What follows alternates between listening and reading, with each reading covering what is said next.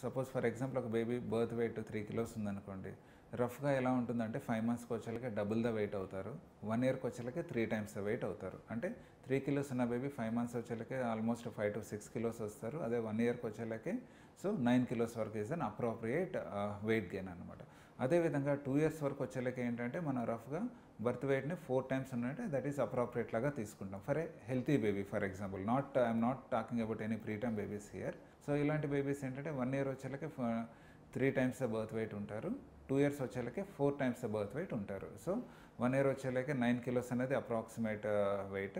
At the same time 2 years వచ్చేలకే 12 kilos అనేది కూడా approximate weight gain. So 2 to 3 years వచ్చేలకి ఏంటంటే ఆ రేట్ ఆఫ్ గ్రోత్ అనేది ఇంకొంచెం తగ్గుతుంది. By 3 years of age 14 to 15 kilos is a reasonable good weight అండి. అండ్ అలాగే బై 4 ఇయర్స్ వచ్చేలకే they will be around 16 to 17 kilos అలా ఉంటారు.